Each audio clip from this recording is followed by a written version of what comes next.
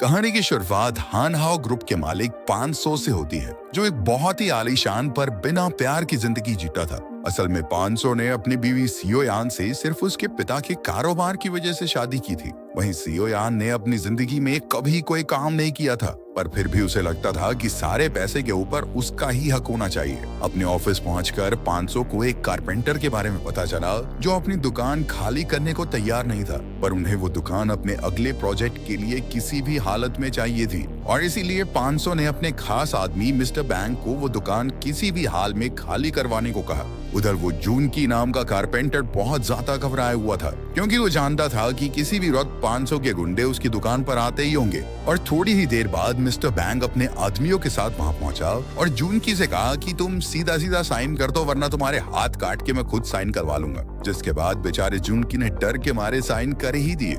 उधर 500 अपने पसंदीदा रेस्टोरेंट में खाना खाने के लिए गया, जहाँ ठीक उसके बगल में डोंग ह्यून नाम का एक लड़का भी खाना खा रहा था। और जैसे ही डोंग ह्यून पैसे देने के लिए आगे बढ़ा, तो उसे याद आया कि वो तो अपना पर्स घर पर ही बुलाया है। पर उस रेस्टोरेंट के मालिक ने डोंग ह्यून पर गुस्सा करने की बजाय उसे बताया कि आज उसका खाने का बिल 500 दे देगा। ये बात सुनकर 500 को थोड़ा अजीब तो लगा, पर उसने फिर भी लड़के का बिल भर दिया। जिसके बाद उस औरत ने 500 को वादा किया कि बहुत ही जल्द उसे अपने इस अच्छे काम का तोहफा मिलेगा।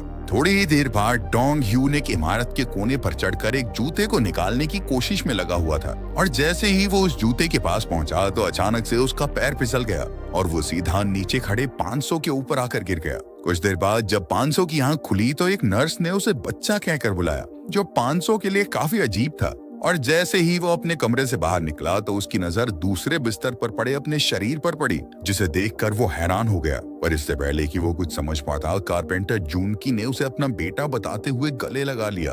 500 को कुछ भी समझ नहीं आ रहा था, और जैसे ही उसने अपने आप को शीशे में देखा, तो उसे पता चला कि असल में उसकी आत्मा डोंग ह्यून के शरीर में आ गई थी, और जिस आदमी के हाथ काटने की धमकी देकर आया था, उसी का बेटा बन गया था। 500 के बदले हुए स्वभाव को देखते हुए डॉक्टर ने जूनकी को बताया कि उसे रेट्रोग्रेड एमनीशिया नाम की बीमारी थी। और डॉक्टर की इस बात को सुनते ही 500 को उस रेस्टोरेंट के मालिक की याद आ गई, और फिर वो तुरंत ही उससे मिलने के लिए रेस्टोरेंट में पहुंच गया।